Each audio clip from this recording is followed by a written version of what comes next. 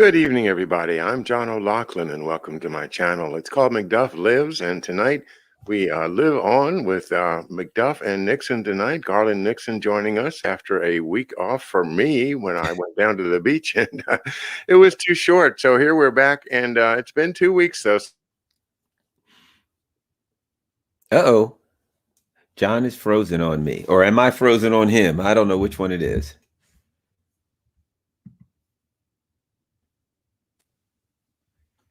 Hello, we're back. Oh, there we go. There's John. I'm back. Okay, Anyway, good. I was just saying, hello, Garland. How are you doing, man? It's good to see Just you great. again. Wonderful, wonderful. I had a great weekend myself. A friend of mine has a really nice place down on the Chop Tank that I stayed at for the weekend. Chop Tank, that sounds nice. That's up near Baltimore, right? Oh no, the Chop Tank, that's where he is. Oh, It's not oh, near Easton, not far okay. from Dover Bridge, right around the corner from that. Preston is the actual name of the town. Eastern Shore. Yep. Yeah, Preston. I was mistaken. Yeah. Okay, that's great. Yeah, that's nice. And you're gonna get down here to Cobb Island and have some seafood with us real soon, I hope. It won't be long.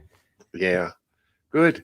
Well, I don't know. I mean, I've been gone for a week, and I've been trying not to pay attention to what's going on in the crazy world. Maybe I could ask you to bring me up. What's in the news the past week that I should know about? Well, something that I've been started covering, here briefly recently is the infamous John Durham investigation. John Durham was allegedly assigned to investigate the origins of the Trump-Russia collusion investigation.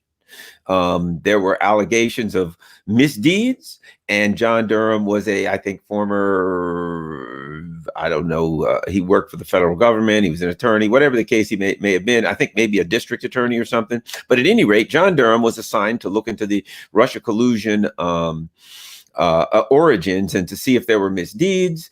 And to me, it really looks like the whole thing is a scam and a cover-up. The attorney general, you're familiar with him, Trump's attorney general there, that everybody was saying on Trump's side. And for those who don't know, I'm a lefty. I'm not a Trump supporter. I was, I'd be the kind of person that would support like a Sanders or Corbyn or something. But I believe in justice, and I believe in in justice and in everyone getting the same process. So at any rate, without getting into it, the origins of the investigation into Donald Trump for the whole Russiagate stuff were as crooked as can be. There were intelligence communities pulling all kinds of dirty, underhanded, and illegal tricks. John Durham was allegedly assigned to look into it. So originally, what we were told was by last spring, last May or June, he was going to issue a report, right? Well, that bled out to the fall, and then that bled out to just before the election. And then they said, well, we don't want to do anything that could affect the election, so we'll wait till after the election. Well, you knew that if Donald Trump lost, that was it. So now what they said is, John Durham, there was a couple articles out recently that basically said John Durham is looking into the origins of the Steele dossier. Oh, he's looking into that now, right? Which is absurd. For those of you who've been following Russiagate, a while back there was an investigation by the FBI, the Department of Justice, a guy named Horowitz. They called it the Horowitz Report. He is there. I'm having a lot of brain cramps here because I'm tired. But at any rate, he was their inspector general, and he was to look into what the FBI did and find out if there was anything wrong. And his report just showed a disaster. But in particular with the Steele dossier, what it basically showed was this: very early in the game, the FBI looked into the Steele dossier and basically found it was garbage. Basically, like Christopher Steele said things like, well, the Russians are running this particular operation out of the consulate in Miami. There's no consulate in Miami. So how really much investigation do you realize? You have to realize it's a bunch of garbage. So they then talked to Christopher Steele, and they found out who his sources were. So Christopher Steele's putting this dossier with all these salacious accusations against Donald Trump. Who are his sources? Very early, immediately after Donald Trump got into office, the FBI found out who his sources were and went and talked to his sources. And one of his sources was a guy named Igor Danchenko. And that's a Ukrainian last name. Shocking. He was working at the Brookings Institute, very close to a lot of people with the Clintons. But Igor told them. So the FBI goes, hey, you're a source for a Steele dossier. Yes. What can you tell us? Igor tells them, well, I didn't think he was going to present. I was shocked that he presented this stuff as though it was fact. I told him this was just wishful thinking amongst me and some of my drinking buddies, right? So according to Christopher Steele's sources, his sources, the stuff that he put in the Steele dossier was just talks amongst this guy and his drinking buddies. None of it was ever intended to be true. Now, okay, so now very early in the game, the FBI knew that the Steele dossier was a piece of garbage. They then continued to present the Steele dossier to the court so they could get warrants on Carter Page and other people. So the FBI knew that the Steele dossier was a piece of garbage, but they submitted it to the court as though it was true. And they never told him anything about it. They didn't tell him that when Christopher Steele wrote it, he was getting, for the company that he was writing it for, was getting paid by the Clinton campaign. So not only was it garbage and a lie, it was simply anti-Trump propaganda created by the Clinton campaign. It was political hackery. The FBI knew it and presented it to the courts as though they believed that it was verified, and even put in that it was verified. So clearly, the FBI intentionally lied to the courts. So here's what we know: everybody that signed that, including Jim Comey, should have been charged with felonies. You cannot intentionally mislead the court. The only person that has been charged so far was a guy named Kevin Kleinsmith. During this same investigation, Kevin Kleinsmith looked into Carter Page, that basically they wanted to present to the court that Carter Page was working for the Trump campaign, and that they thought that he was a Russian stooge and working really for the Russians, some kind of a Russian agent, right? They talked to the CIA, and the CIA said, well, nah, actually, Carter Page did some help and worked us on some projects. He's good. He worked with us. Kevin Kleinsmith, FBI lawyer, gets an email from the CIA that says Carter Page did work with the CIA on projects. He changed it to did not work with the CIA and submitted it to the court. Now, Comey, everybody signed off on this thing. All of those people should be in jail. Nobody is. So here's what I'm saying. John and Garland, how long would either of us have to do an investigation into the Steele dossier before we start charging people? I mean, right there in the Horowitz report, none of it's denied. So what we know based on the Horowitz report, now keep in mind something, he works for the Department of Justice, so he ain't going to be the hardest on them. He's going to, if he can, maybe try to paint them in the best possible light he could. And painting them in the best possible light is horror. There's so many things to look at when it comes to, it's called the Crossfire Hurricane investigation, the FBI's investigation. But we say it's the FBI. The CIA was involved. MI6 was involved. It was run out of London. They had some a guy who is a intelligence operative out of Rome. So they had this big operation, clearly illegal, clearly putting forth lies in an attempt to frame Donald Trump, and it still didn't work because they didn't have anything there. So John Durham is supposed to be doing this investigation. How hard is this investigation? You know, as a former investigator, as a former law enforcement chief of the investigations division in a law enforcement agency, I can tell you, this ain't a hard case to crack. You can keep digging and get more and more people, but you probably know, like I do, John, when you have those kind of obvious charges, you simply go to the people that you have, the highest ones, and you say, I'm charging you with this felony, this. You're looking at 50 years. Now, if you're willing to talk, I'm willing to talk. That's all I do. And I get some more people and I get deeper. Nothing. So now, a year later, John Durham has charged Kevin Klein-Smith only, and he's allegedly getting warrants to go to the Brookings Institute to look into this guy, Igor Danchenko, who, again, not only, well, how about this? Not only is this guy connected to Ukraine. You remember that woman, Fiona Hill, who Fiona Hill, she was involved in the Ukraine gate, and when they impeached Trump and all, she this guy Danchenko was her assistant. She was the assistant he was the assistant to Fiona Hill, who worked in Ukraine gate to impeach Trump. You can see it was a big plot to take down Trump, and I ain't a Trump fan. I don't even agree with him ideologically, but all I can say is that was illegal. It was unfair, and the people should be charged. And nobody's going to tell me that a year later, John Durham is just now. What are we? Maybe, perhaps I should go over to the Brookings Institute and look into what John Horowitz found a year ago. It's absurd. It is nothing but a cover-up. Well, yeah, I agree, and the detail you've given is reflects a lot of research that a lot of people did on the Trump side, including people that are associated with this channel and other channels that work with us. The Attorney General William Barr was never Trump's friend. Was never a Trump partisan. He was one of the great gatekeepers for the powers that be behind the scenes, the blob. In other words, if you take a look at him, you might agree that he is a good representative of the blob.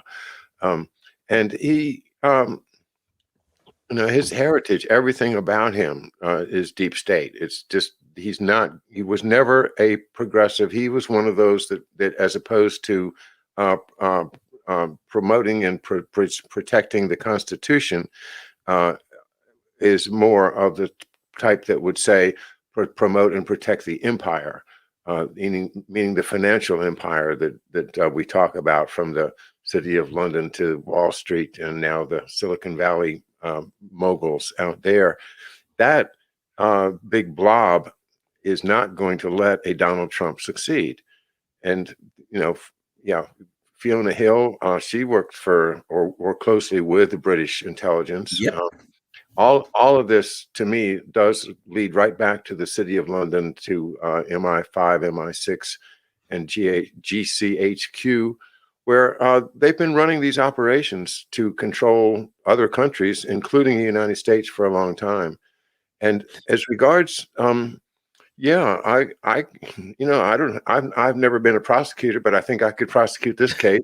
It's not that complicated as far as the facts are concerned. What's missing is the willingness to do the prosecution, and that's because you have these people like William Barr that will just intimidate you if you try to actually do something.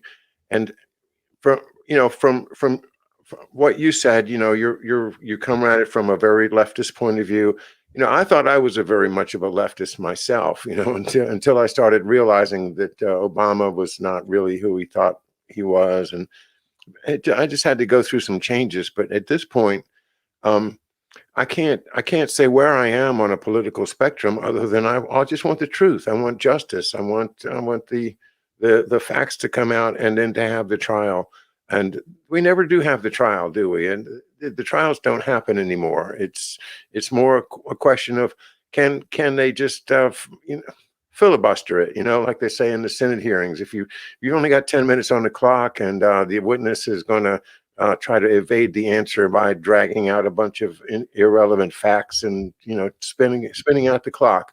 And that's what happens with our media. The public has a certain attention span. Then the expectation is the attention span will run out. And I personally, I was surprised to hear you start talking about John Durham, because I thought we had all kind of let him go to sleep.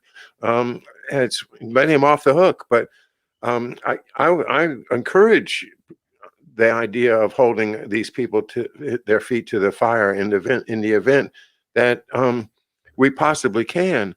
But we run into the same problem because now we've got another Justice Department that does not want to prosecute any parts of this Steele dossier thing. As a matter of fact, they benefited from it.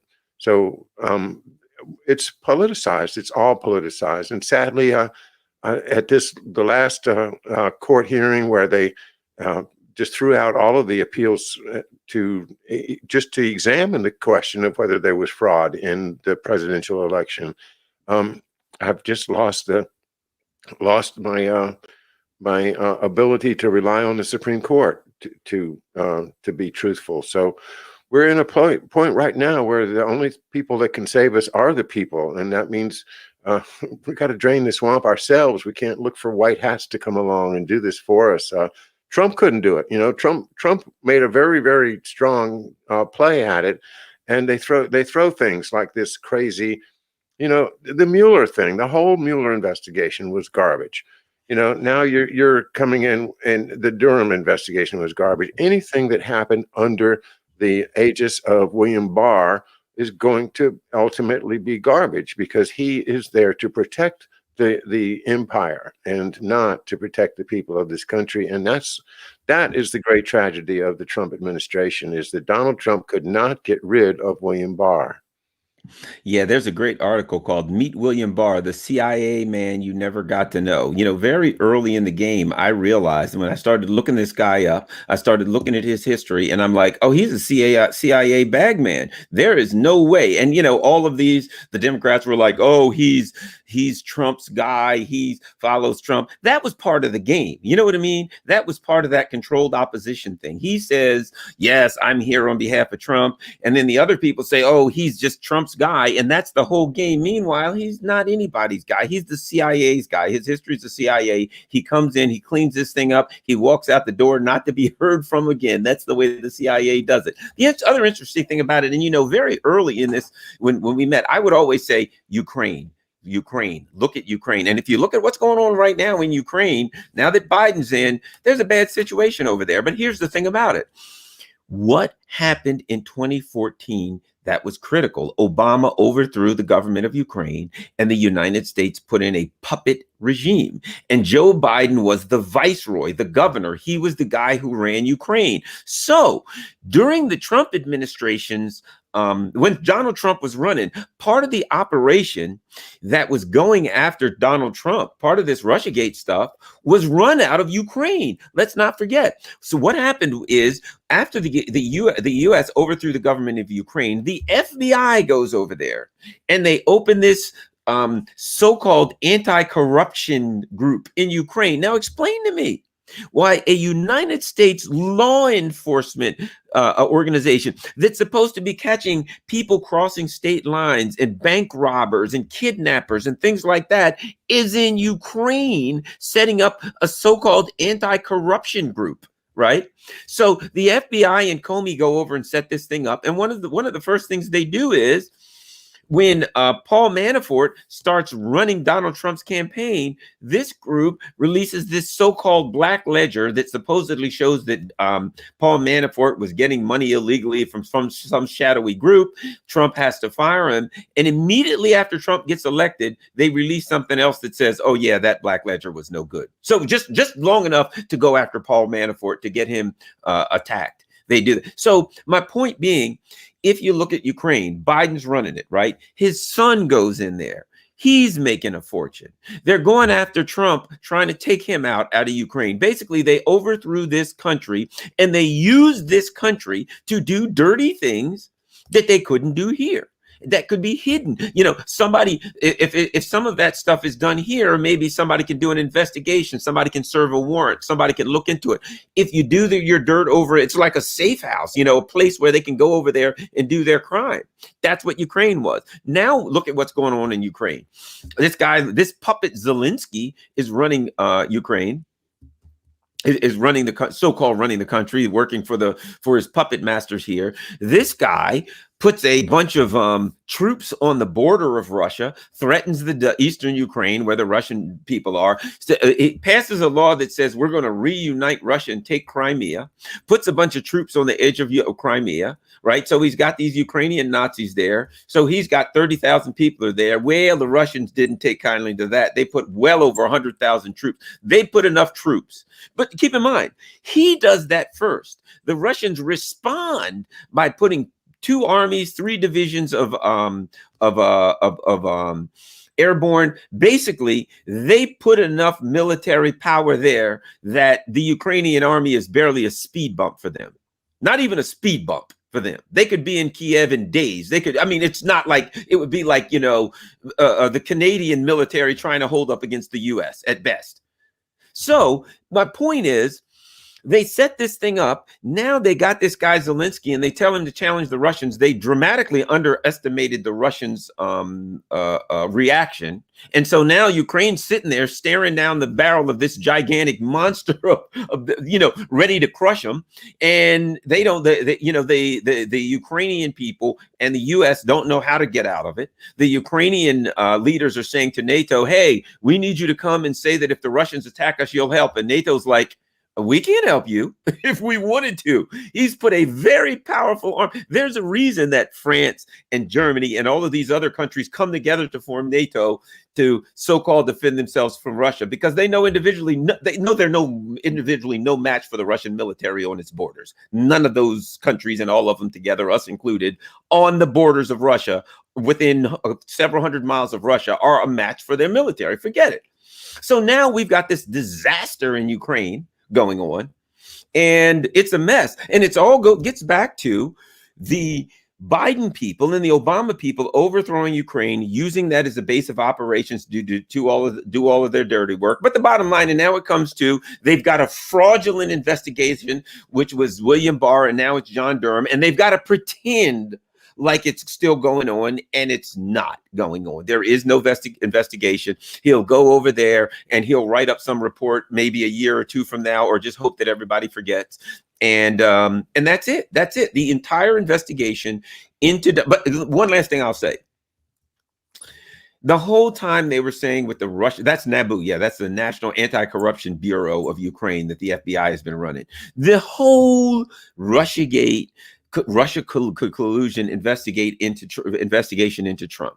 When you look into it, you realize very early, I knew it was garbage. As soon as I looked at it, it made no sense. But when you look at it, it did make sense. They convinced the suckers and the sheep that they were going to catch Donald Trump in this trap and get him as a Russian bot and put him in jail. In reality, what it was meant to do was to pressure Donald Trump so that he couldn't have détente. He couldn't go to Russia and say, look, you know, we perhaps maybe we shouldn't be enemies. Let's try to work out some kind of a deal. Let's try to be friends. And that's what Donald Trump wanted to do. And that actually is the job of the president of the United States, to say, here's another nuclear power. Here's another military, world-class military nuclear power that we, you know, that has the power to confront us.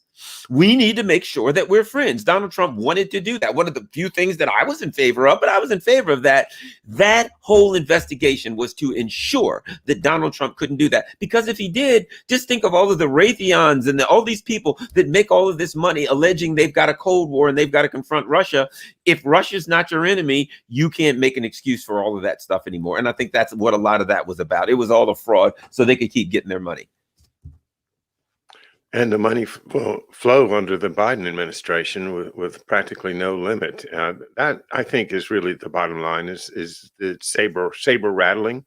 It's you know, we're trying to provoke Russia into making a move so that we can then expend a whole lot of money buying armaments and supporting what are really vestiges, more than vestiges, I mean, rebirth of Nazi armies, the Azov Battalion and the Bandera brigades. These folks that are fighting or want to fight against Russia are blatant out, you know, in your face Nazis. And that's something that the Democratic Party of this country, and I'm speaking particularly to people like Chuck Schumer, are ignoring. You know, they're supporting these people that have a distinct history of committing genocide. And how can anybody justify that, especially if you happen to be of the same religious faith of the people that were the victims of the genocide? I don't understand it at all, except for it's useful politically to attack Russia. So these guys are wanting to attack Russia, so we give them a bunch of money. And that's what bothers me the most, is that we're supporting uh, uh, people that we ordinarily would detest, that we ordinarily would wish, to disappear. And we're supporting them for why? For the great game, for the big prize of taking down Russia. We're going to take down Russia. This is the dream of the powers that be, the blob. The blob just wants to keep on taking everything, and in order to do that, it has to scare the American people into buying more arms so that they can keep on going. And so this is a scare tactic being played by the Biden team in order to, not only to hide their own criminal activity, but also to keep financing these militias and these underground armies and these people that really should not be supported in with American taxpayer dollars in any way. It's really shocking. Well, now, and here's something important that I think that is really telling. Okay. After the U.S. government overthrew the government of Ukraine on Russia's border, a lot of these war hawks started saying to Obama at the time, who, of course, another one I'm no fan of, but this is the reality of what happened. He did one thing smart, not many, but one. So they said to Obama, they said, all right, we're going to send these Javelin missiles, these anti-tank missiles and all of this stuff, this heavy equipment to Ukraine so they can defend themselves from Russia. And Barack Obama said no for two reasons. Number one, because I don't want to escalate things along the Russian border. That's problematic, he said. And no matter what we do, and this is the phrase he used, he said, Putin will have escalatory dominance in that area, right? He knew the truth. What's the point of giving? You might as well give them a picture. If you think you're going to put the Ukrainian army against the Russian army, you might as well give them a picture of the missile, because it's going to do them as much good as a missile will do. So Obama's basically, look, what's the point of giving it? Come on. Can they defend themselves against Russia? It's a waste of time. So, but what happens? Think about this. A couple years later, Trump is in, and they say that they're talking to Trump about giving missiles to Ukraine, and Trump kind of balks at it, like, yeah, wait a minute, they impeached him. They impeached him because he even balked. Obama wouldn't do it. When Trump wouldn't do it, they impeached him, and because he balked. Well, they pressed Trump, he gives it to him. And what happens? If you look into it, over the past couple years, several years, America has given the Ukrainian military not sold, given you and I, our money has given the Ukrainian military $2 billion in military hardware to ostensibly protect themselves from Russia, right? That's what we've done. Okay, here's $2 billion in hardware. You can protect yourselves from Russia. The Ukrainian army then gets froggy, and they jump up to the Russian border where the Russian speakers are in Ukraine, and they threaten them. And they jump up to Crimea, and they're going to threaten them. And Russia takes it as a threat. And Russia puts a real army on their border, right? I mean, we're talking 107,000 tanks. I mean, when you look at the numbers, they would roll through the Ukrainian army like a hot knife going through butter. It's a joke, right? And now what happens? The U.S. starts back, and the their Ukrainian supporters start backing down, like, well, I don't know if we're going to help you. Oh, I don't know. The U.S. is like, we're going to send some warships to the Black Sea, and the Russians say that's not in their best interest. And the U.S. says, then perhaps we won't. Why? Because Obama said it. In that area, the Russians have escalatory dominance. Their military is simply too powerful. So here's the point I've been making. We gave them $2 billion, right? That means we bought this stuff from Raytheon and Lockheed Martin and all, giving into the Ukrainians with the lie that they could defend themselves with the Russians. As soon as they got jumpy, the Russians surrounded them and said, we'll crush you. And they're like, yeah, I guess you're right. We knew all along that there was no possible way that the Ukrainian military could defend itself for the Russians. What were we giving them $2 billion for? What were we giving them $2 billion worth of stuff for, knowing that that stuff, all that would be is rubble as the Russians blew it up as they drove through the rubble that was once the Ukrainian military? What was it? That was the scam. The scam was, part of the scam was that $2 billion was buying stuff from Lockheed Martin, giving it to them, buying all of this military hardware we were shipping to the Ukrainians for nothing, for no value. It is nothing but rubble if they go against the Russian military. So that's part of the scam. There's a $2 billion scam, $2 billion in military hardware bought from American military manufacturers, shipped to the Ukraine. And as soon as the Russians surrounded them, we had to recognize immediately the truth that it was of no value, that it was all a scam, giving it to them for nothing. They might as well have shipped the missiles to my house and said, hey, Garland, this is to defend yourself from the Chinese military. But who made the money selling the arms? That's really what the question is. It's shocking how money seems to be the most important thing on the plate. But I was reading about Cornelius Vanderbilt, the great tycoon, the first great American tycoon, and how. But during the Civil War in New York City, there was a stock fight going on between Vanderbilt and another gang of rich people, which was for the control of the downtown trolley system, the railway, that whatever they had, the horse-drawn carriages, whatever. But it was a lucrative business, and this fight between Vanderbilt and his opponents took all the attention of the people of New York, to the extent that when the Battle of Bull Run was fought in the Civil War, the people of New York hardly noticed it because they were so tied up in who was going to win this stock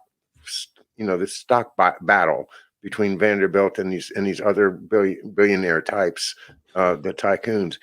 It just reminds me how people with money don't care about things like war. They don't care, if Ukraine goes to war or not. That's not, who cares? If they make money off of it, that's a plus. If they lose money, that's not good. So their whole thing is to bet on the winners. And if you can't predict who the winner is, then you just go out and you send some special operations go in to make sure that your side wins with whatever means is necessary. And that's the game for a long, long time. Harley Schlanger, who I know is going to be on my show tomorrow morning. I was listening to his morning briefing this morning, in which he said that a man named Richard Moore, who is the head of British, I don't know, MI5 or MI6, one of them, has been the whispering in the ear of President Zelensky, that is his name, Zelensky. Mm-hmm. And we also have reports that the Navalny case is this Navalny that is the White Russia cause celeb, that apparently he's gotten locked up for some things he did. He also being tied to British intelligence. So we see again, from the beginning of our show tonight, we've been identifying, from the Steele dossier to the Zelensky to the Navalny case. All of this stuff definitely leads to London.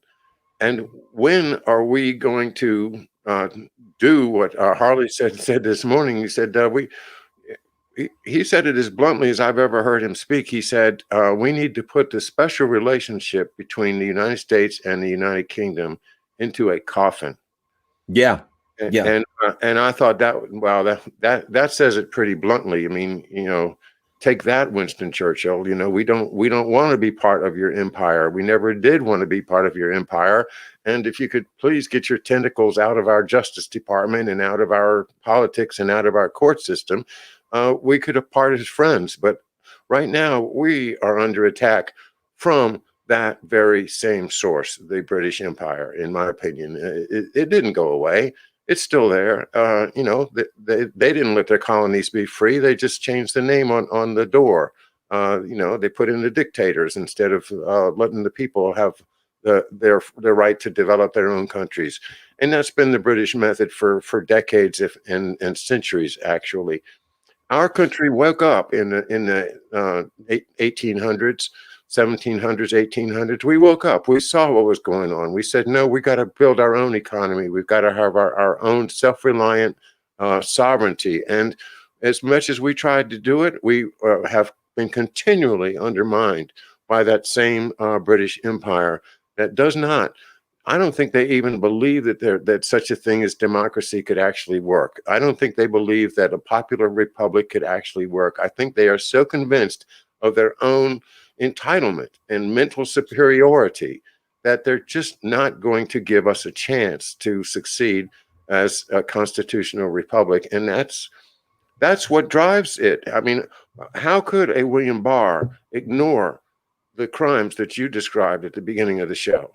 I mean, it's his duty to prosecute those crimes, but they happened right under his nose and with his knowledge and consent, I would say.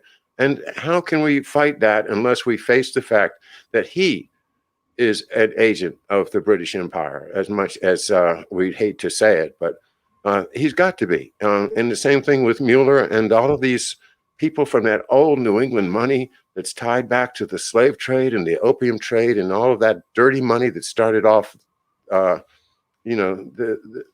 bad side of American wealth. Yeah. Here's a good example too. We talk about the neocons and how horrible the neocons are, but one of the places that they work out of is in London, called the Henry Jackson Institute. Henry Jackson was Henry Scoop Jackson. He was a Democrat. He was a Cold War Democrat. From the mold of the people who came out of his legacy would be a Hillary Clinton and a Joe Biden. Those are Cold War Democrats. They wanted to out anti-Russian or anti-communist, the John Birch Society. Basically, they were like, everybody's a communist, everybody's a Russian, whatever, taking people down, any of their enemies. They just call you a Russian. Well, what's the difference between the McCarthyites in the 50s who went in, and if they hated you, if you were a school teacher, whatever, you're a communist, you're a Russian, you lose your job. And what are they doing? What did they do during the Trump administration? Trump's a Russian, whatever, his anybody who works for him, they go after, they would investigate, etc. But Henry Scoop Jackson, and who were his assistants? Some of his assistants, they went to the Bush administration, Richard Pearl, Paul Wolfowitz, right? These are the people that came that worked literally for Henry Jackson, Senator Jackson. Now, why in the world would you have the Henry Jackson Institute, a Democrat, a guy who's in the US? Why would his institute be in London? And all the neocons work out of that. It's like you said, because that's the center. The Crossfire Hurricane investigation for Trump was run out of London. They brought people to London to investigate him because, as you said, this stuff works out of London. The Russians actually released a video where they videotaped Alexei Navalny's right-hand man in a restaurant, in a bar in a restaurant, meeting with MI6 agents, telling them he needed $40 million to continue what he was doing. So the bottom line is Navalny's nothing but an MI6 asset. Now, the other thing about Navalny is this. The guy was convicted. They're like, let Navalny go. Navalny's a political prisoner. Well, wait a minute. Alexei Navalny was convicted of embezzlement of $500,000 from a French cosmetic company, not Russians. Not, you know what I mean? It's not like the Russians took him out. Perhaps if somebody wants to say that Alexei Navalny is a political prisoner, why don't they go talk to the French cosmetic company that he embezzled he and his brother embezzled $500,000 from? That's the thing they never bring up. It was a French company that brought charges against him, not the Russians. The Russians investigated him. They actually let him go easy. He had some time. He gets involved in this whole CIA operation with the fake Novichok stuff. He comes back to Russian and they say, okay, well, you know what? You violated your parole. You're going to jail for 3.5 years. And now we see even Bernie Sanders the other day, a guy who I used to like, but now he's a tool for the Bernie, to be quite honest, I was a big Bernie fan. Bernie, there's a lot of things I like about him, but he has become nothing but a tool for the establishment, which he probably to some extent always was. He may have meant what he said, but he was never going to fight for anything. He was going to make some noise. As soon as they said, shut up, Bernie, and fall in line, Bernie's going to shut up and fall in, just like the AOCs of the world, the rest of them, no matter what they believe when they walk through the door. I've talked to people in Congress. I'll name names. I used to know he was Reverend Fauntleroy. He was involved in the civil rights movement. He was a former shadow congressman from Washington, D.C. And he basically said they threw him out of Congress because he was speaking up for the Palestinians, because he went against Israel. They told him they were going to run him out. They run him out. AOC gets in there. She might have wanted this or that, but she knows the game. You step on the third rail, whether that's Israel, whether that's any type of war, and you're going to get fried. So once you go to Congress and they give you these third rails and you say, I won't step on any of these third rails, then you're just one of them. If you won't push back, you're just one of them. So whether it's AOC or whoever that comes in with the best of meanings, once they get there, there's two options. You can go along with the machine and become one of them, or they're going to throw you out. There are no other real options. So if you're still there, you're one of them. Excuse me. Pardon me. I beg your pardon. Yeah, I remember Reverend Fauntleroy. I was practicing law in D.C. back then, and he was in the news all the time, and I liked him. Yeah, I thought he was a great guy. But you're right that another example of people just getting, if you don't go along, you're going to be shunted aside. Oh, we could get into DC politics for a lot of fun, but it's a third rail thing. They give you the rules, and imagine people like you and me. That's why I ain't at Fox News anymore. That's why, people like you. That's why I'm on, your show instead of on, Laura Ingram's show or all of the shows that I used to be on all the time. I was on all of them all the time. I was on all the Fox News shows. That's why I ain't there anymore, because they came to a point, and a lot of people have asked me about that, and to be, look, who doesn't want to be there? Who doesn't want the glory? It was awesome. I go to Fox. They send a limo to pick me up. I go there. You get the makeup. You go on. You're there with all the big stars. Everybody the names that you hear, you're there. And you're talking to them. And you know them. And you're on TV. And you get the glory. And, oh, that's just wonderful. I truly enjoyed it. Don't get me wrong. Any human being would. But there came to a point when I realized they're saying things here that I can't go along with. They're saying things here that go against my principles. I have one of two choices. I can I can have no principles, or I can leave.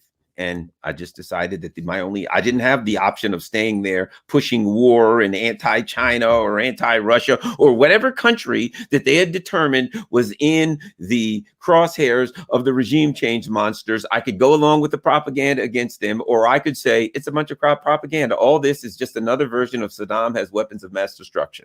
And of course, I couldn't stay there and say that, so I left. Well, we love you. We're glad you're here.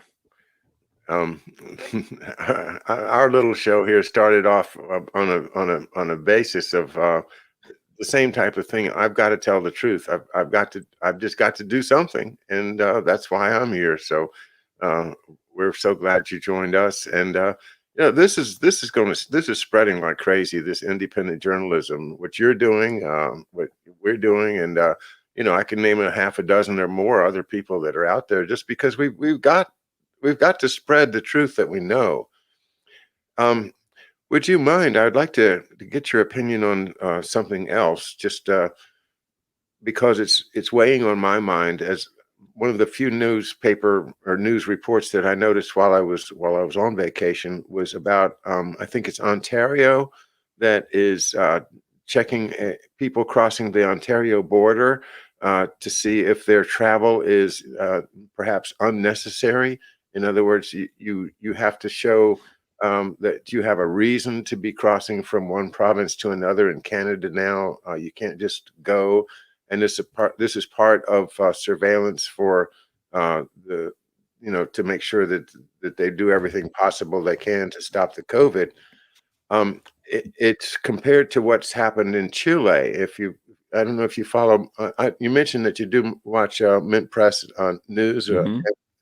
She, of course, reports on Chile fairly often, and it looks like they're using COVID as a way of imposing totalitarian restrictions, lockdowns, and you can't leave the house without permission.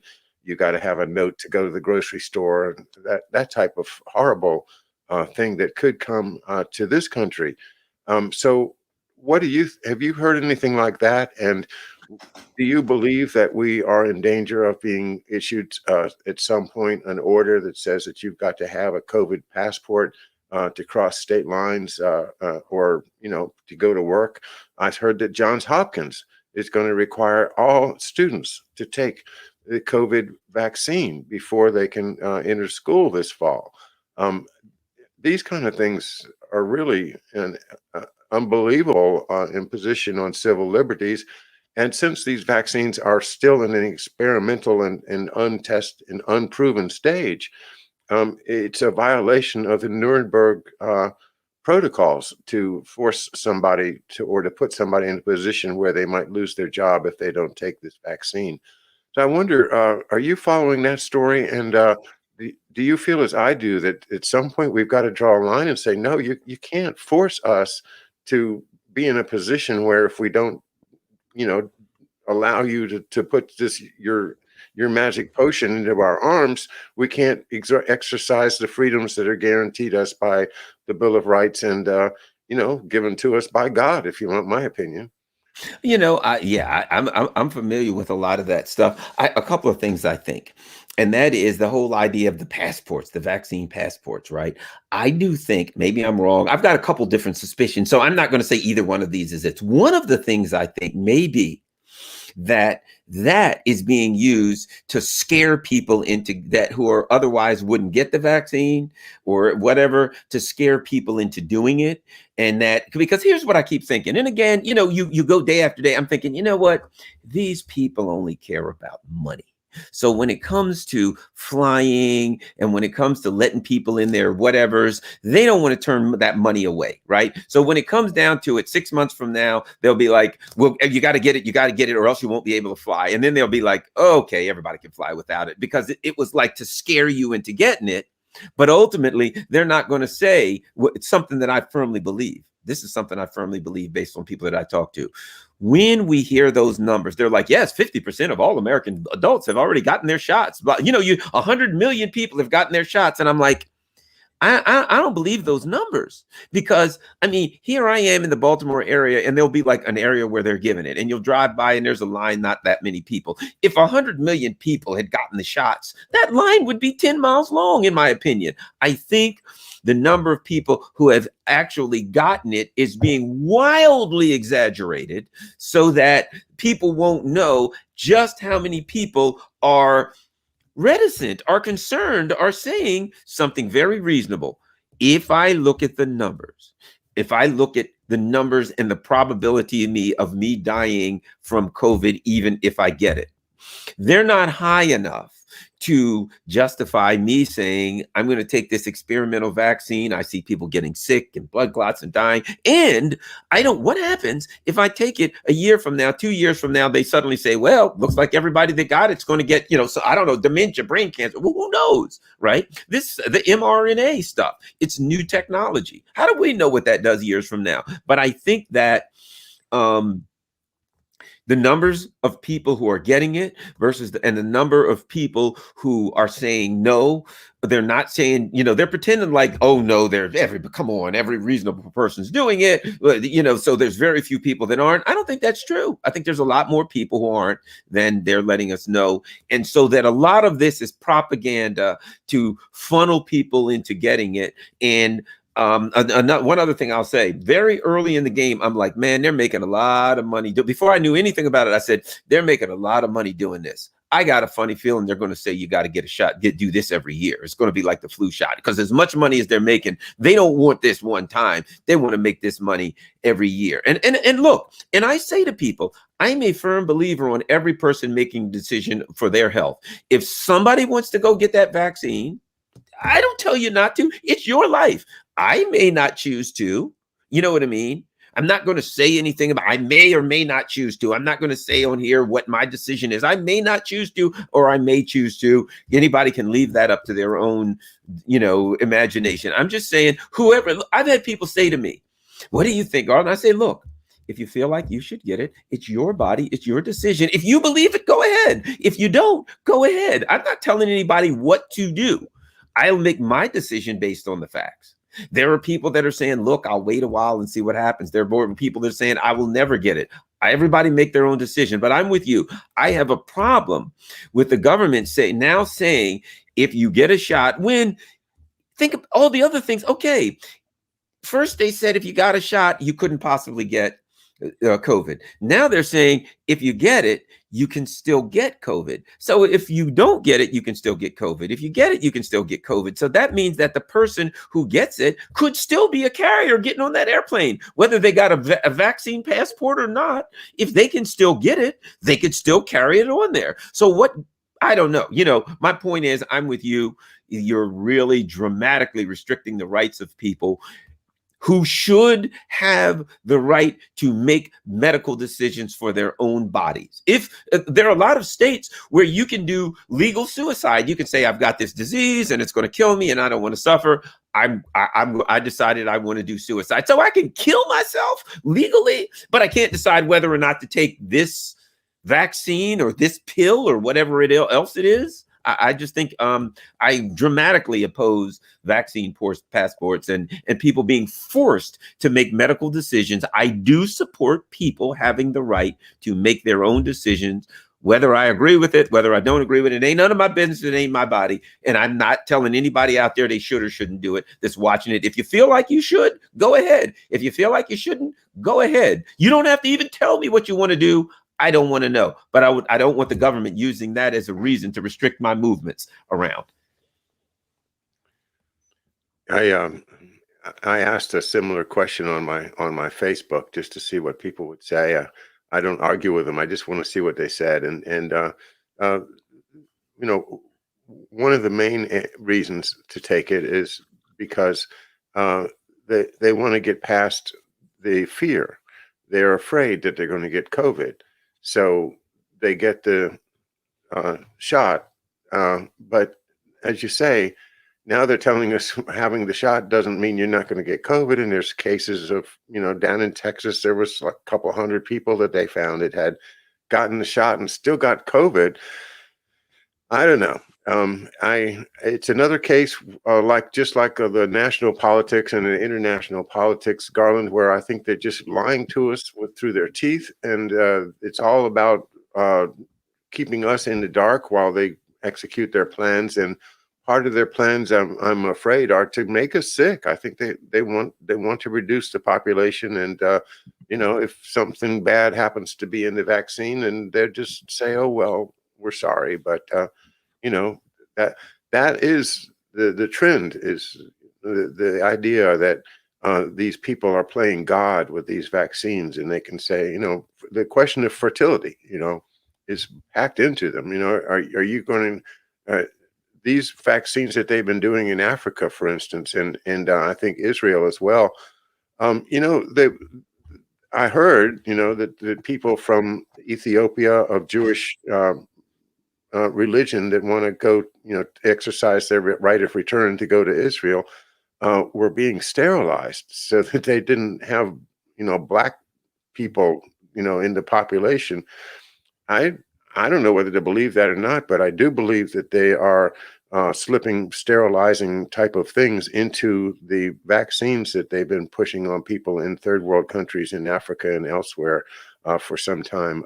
I don't have the book written to say here's my proof, but I've seen enough indication that it's my personal belief that they've been doing that for some time, and they'll do that to us too. They want to reduce the population. Is it possible that that's really what's going on? They want to get something in us that they can control our fertility with. Who knows? But they've done it overseas. There's no reason that they wouldn't do it here in the United States, in my opinion. Well, maybe that's what it's all about. and here's the bottom line. Here's the way I see it. if we don't add any other factors to it, the no intent to do wrong. Let's just say they have no intent to do wrong. Let's just say they're trying, for the sake of argument, let's just say they're trying to come up with a COVID vaccine that helps people and etc. Okay, based just on that. But it's new and it's a trial and it's new technology. And this is a clinical trial. If you go to the Pfizer's website, it'll say right there that it's a clinical trial. And we are going to continue to monitor the people in this clinical trial for the long-term safety and effectiveness of the vaccine. This is Pfizer's. This is no propaganda that I'm making up. You can go to Pfizer's website and read that, right? What that means is you're getting in a clinical trial. Look, anybody who desires to be involved in a clinical trial, they should be involved in a clinical trial. Anyone who doesn't shouldn't. I'm not a proponent for or against. I'm just saying you recognize what it is. And in a clinical trial, there is the potential that a clinical trial could go bad. You don't know what they could find. They could find that, hey, it's great. In fact, it makes you grow your hair back when your hair falls off. That's fine. You might, oh, this is great. And it takes 10 years off of my life and takes me back to when I was 40 years, whatever. But there's the potential that it kills you or causes cancer or some horrible thing. All of those are the potentialities of a clinical trial. And that's what this is. And anyone who takes it is putting themselves in a position to find that out, but maybe the hard way. And as I said, I don't want anybody to ever come to me, well, Garland's telling people not to take it. I believe you should make your own decisions. But what happens is what we're talking about is there are these things happening. Whether it's a vaccine passport or whatever, that's saying, no, we're not going to allow you to make that decision. And that's why people get even more suspicious. You know what I mean? If they just said, anybody take it. If you want it, fine. If you don't, that's fine. That's up to you. Here's this option. If you feel like you're in a category that's scary and you might die, take it. If you don't, that's fine. It's available to all of those who want it. Yeah, I don't hate to keep bringing it up. That's what they're doing in Russia. Russia's like, whoever wants it, you can get it, and there will be no vaccine passports. If we did that, I'm okay with that. But that's not what we're doing. We're going in the direction where it just seems like we're trying to really push it on everybody. It freaks me out that I keep seeing these, all of these things for the Black community. Yes, Black people should take it. Hey, look, there was a Black person involved in developing it. All these things that they're pushing it on these various groups and pushing it on everybody. And I just think, it makes people more frightened, a lot of people more frightened and more suspicious based on the history of the United States. You know what I mean? We've been lied to, weapons of mass destruction, Russiagate, on and on and on. They lied to you all these times, and then they wonder why people don't believe them. It doesn't even make sense to believe and trust them. But again, that doesn't mean that someone should or shouldn't take it. That's your personal decision. You make it. And I support anyone who goes in either direction. I support their decision. But they shouldn't be lose their job or, be turned into some kind of pariah in the community because they made a decision that the government doesn't approve of. There's a lot of great stuff in there, what you just said. Just take a minute to try to put it together. The effect on people who are Black of this advertising saying Black people are disadvantaged in that they're not getting enough COVID shots. You guys are not getting enough COVID shots. It's not fair. I, the wonderful Democratic politician, am going to come and make sure that you all get your COVID shots, and you're going to love me for it. And this is, and here's Charles Barkley and Barack Obama and half a dozen other great stars, who are African Americans that are all going to say, yeah, rah, rah, rah, we're all going to take the shot. Did everybody forget about Tuskegee? Did everybody forget? The point that this brings me to is one of my most favorite points, that I'm glad we got to this, is that racism comes from the top. It doesn't come from the guys in the overalls hauling hay around in their pickup trucks. Maybe they're racist, fine, but it doesn't come from them. They weren't born with racism in their blood. Racism comes from the top. That's the kind of thing that will do a Tuskegee. to let people die just to see what happens, just to see what happens, and the other horrible experiments that have been done on people just because they're black, to use them for guinea pigs. You know, they did the same thing in The- Guatemala. Do the- you know that? They did the same exact thing in Guatemala.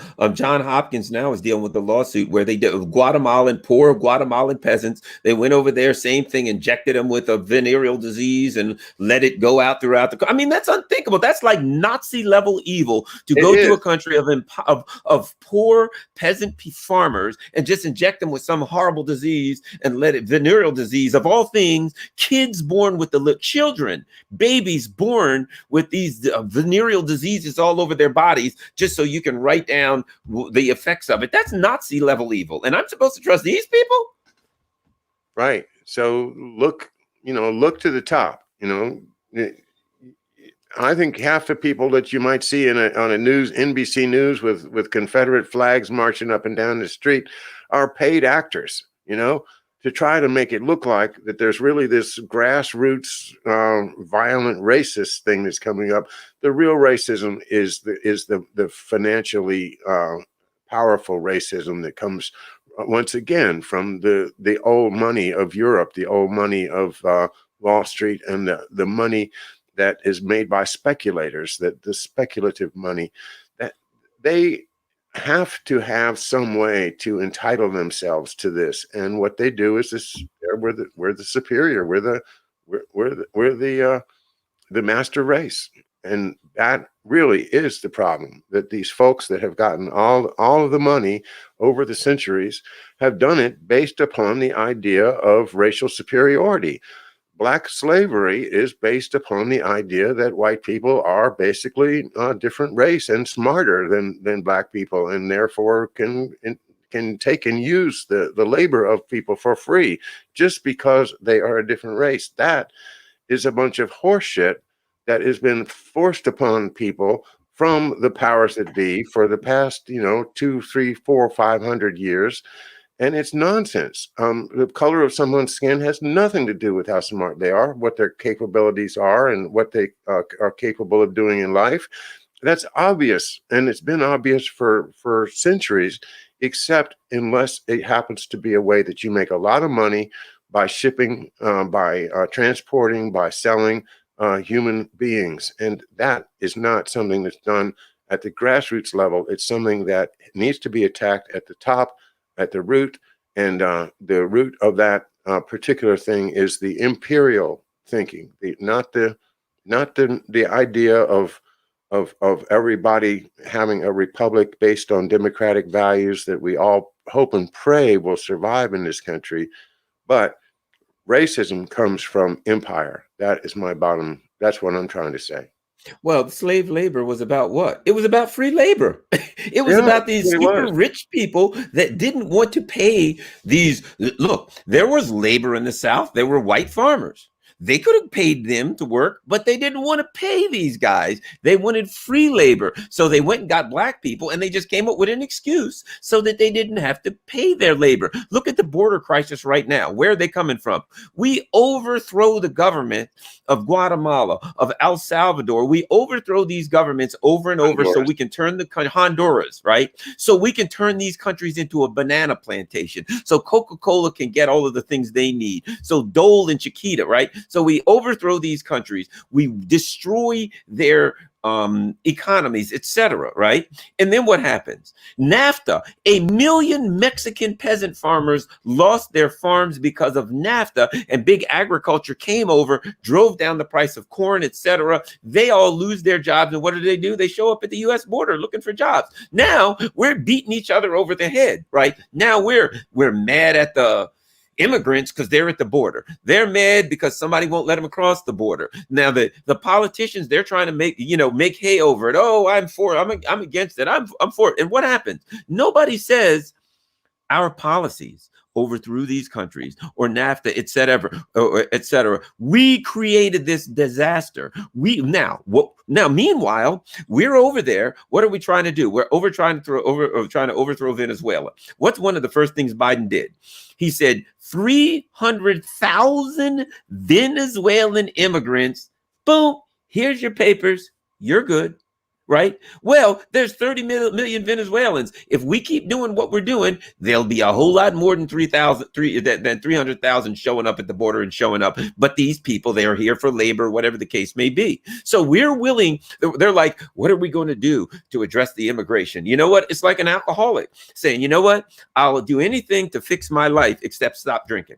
And that's what we're like. We'll do anything we can to deal with South America, except stop overthrowing their countries. And they don't want to come here. In honesty, the people in El Salvador don't want to come to America. But we wipe out El Salvador, and next thing you know, they show up there because their country's a war-torn hellhole that we created. But we don't. But now, as the rich people make money from all of this, we just fight amongst ourselves over the immigration issue, and we're not looking at the fact that they're the ones creating this dynamic. And same with, might I add, look at Europe. All of the immigrants showed up. Why? Because they were the first big, remember, 2 million immigrants or something showed up. They're washing ashore. Where were they from? Syria. We're overthrowing the government of Syria. We're disrupting, turning the country into chaos. All of those people start showing up. All the Africa, we overthrow Libya. Now all of these African migrants start showing up. The migration so-called crisis in Europe is as a result of the neocons overthrowing these countries to steal their oil. There's no difference in what's happening there than what's happening in the global south here. They don't want to stop overthrowing these countries because they're stealing their lithium, their oil, their resources, and they don't care. So a bunch of migrants show up here, they'll put them to work somewhere and take our jobs. What do they care? But we don't look at the people who are causing the problems.